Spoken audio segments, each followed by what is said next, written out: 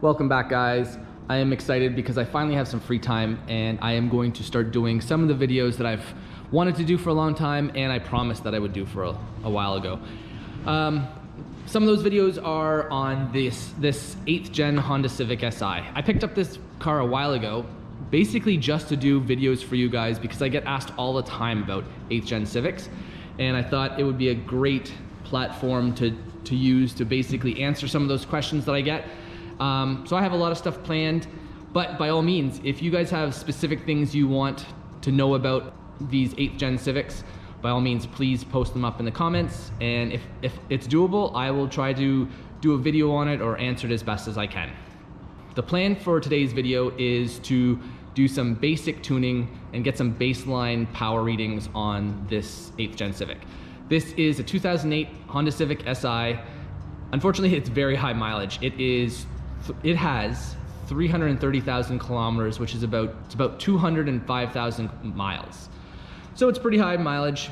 I'm curious to see what it'll put down today with all that mileage. Hopefully it's still healthy. It seems healthy, but we won't know until I get some dyno pulls done.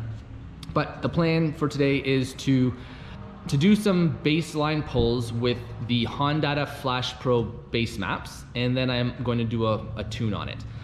I get asked a lot how to go about tuning these cars, and my recommendation is get yourself a Hondata Flashpro, because no matter what, in order to tune these cars, we are technically tuning the stock ECU, but we actually need a Hondata Flashpro in order to be able to interface with the stock ECU and be able to tune it.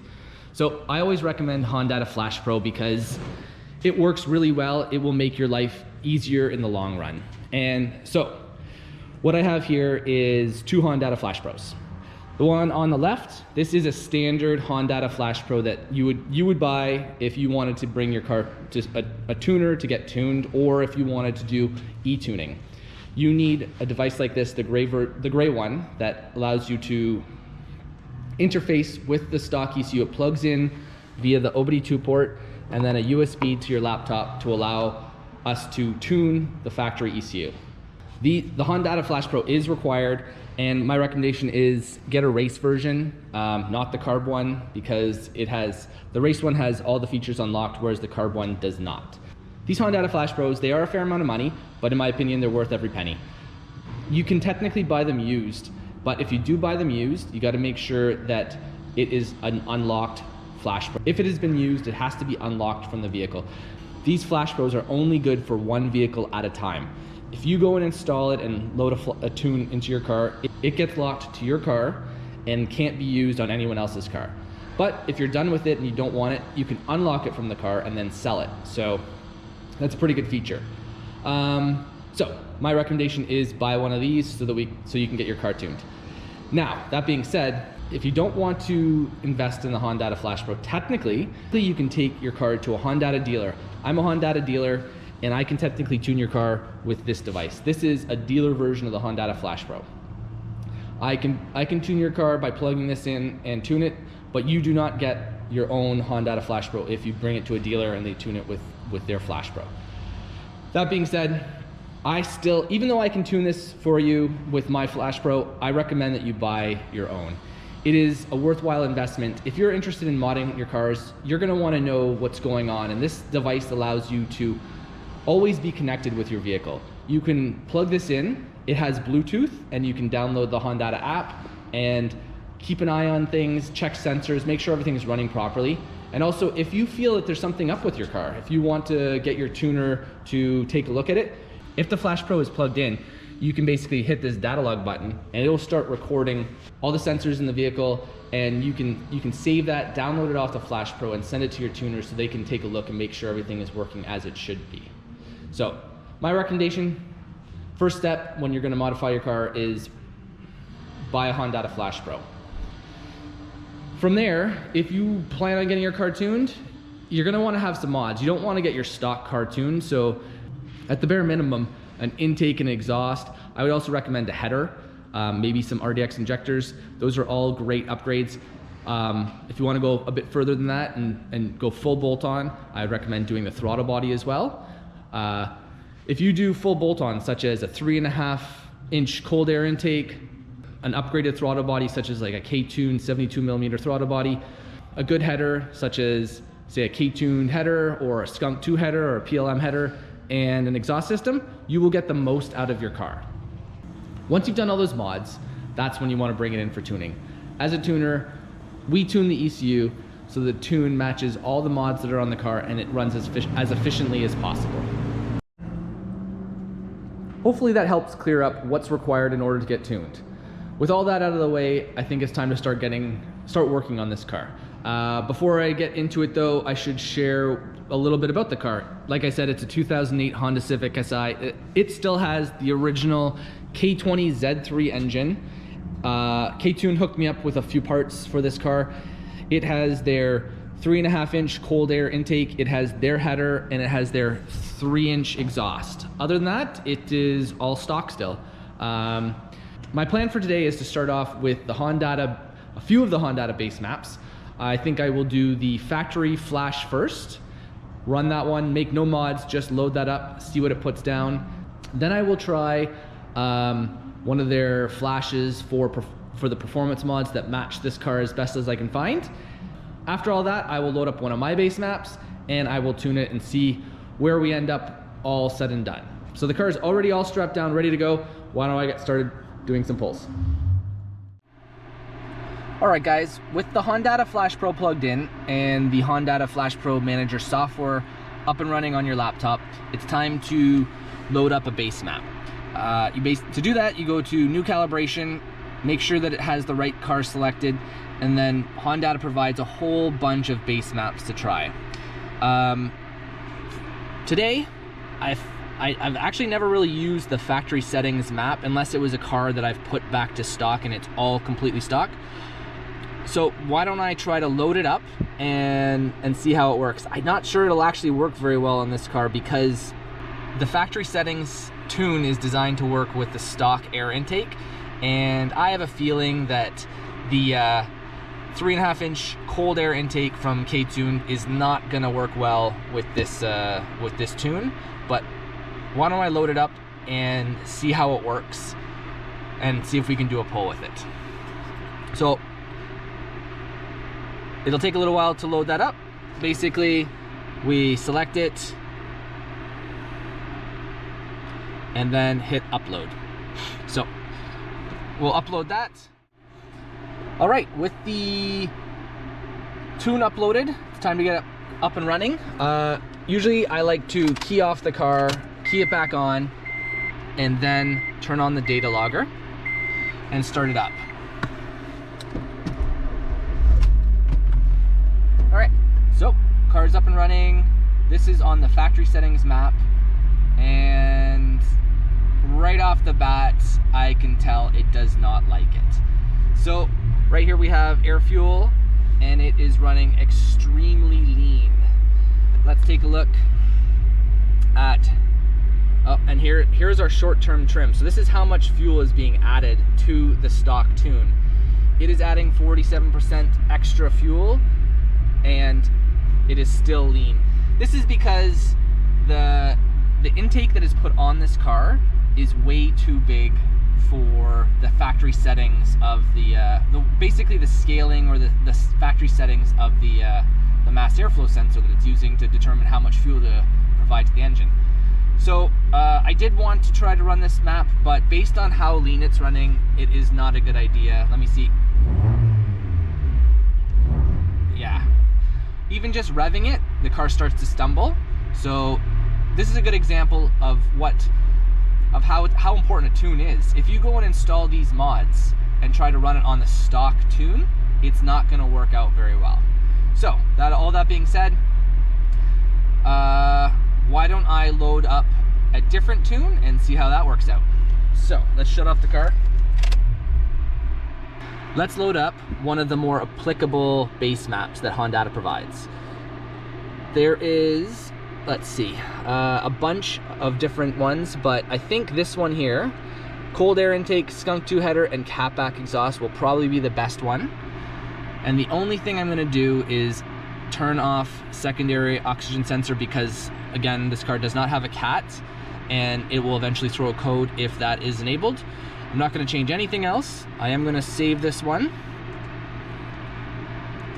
We're going to call it the cold air intake base map. We'll upload this one. We'll let it upload and then we'll get it up and running again. All right, the tune is almost done loading. Just finished. All done. Hit OK.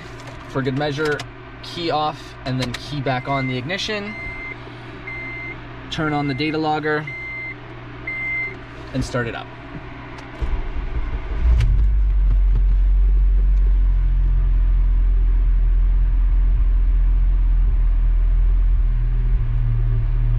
So let's see how this runs by comparison. Again, it's gone a bit lean, but the O2 sensor will start correcting.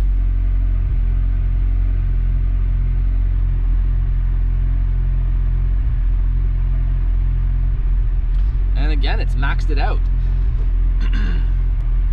So this could be a problem with my plans. I may not even be able to use any of these base maps. And you know what? This is a good example. A lot of guys will come to me for tuning because they try to load a base map and the car just doesn't run properly. So I've loaded up 2 different base maps directly from the Hondata library of base maps, and so far neither of them are working out very well for this car. This one seems to be running a little bit better. It didn't stumble when I revved it, but it is still maxing out the short trim, which is going to be a problem. Why don't I let it continue to warm up, see how it works, and see if it'll run well enough so at least I can try to do a baseline pull. And if not, then we're just going to go right into tuning.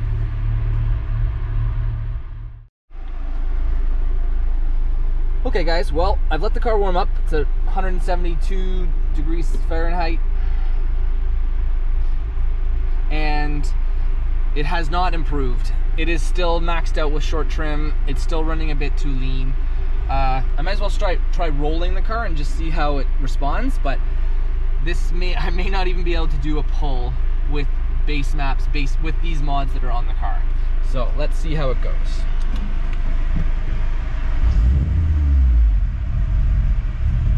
It is not happy.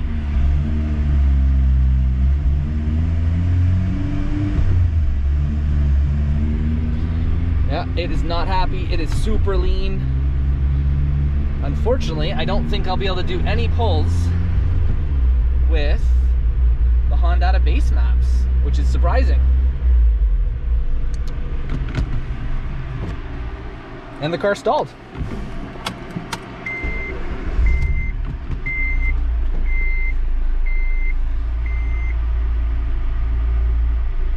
All right, well, it's funny how these things work out. Here I intended to be able to do a few pulls with the Hondata base maps. I thought they'd be pretty close and allow me to show you what kind of power it puts down with a base map and then what you can expect from tuning, but that's not going to be the case. The engine does not run well enough with the base maps. And in all fairness, that's probably a good indication of why I'm in business and why us tuners are so busy. Every car is different, and depending on the mods, you will need to get it tuned for those mods. So why don't I forget about trying to run the base maps, and I will just load up one of my base maps, get it up and running for tuning, and share with you how I go about tuning this car. All right, base map is uploaded. Let's see if this is any better.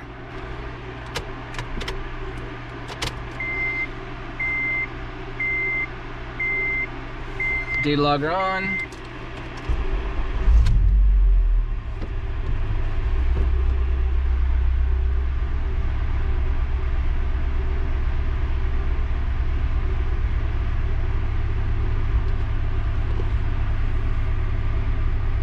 And so far, so good.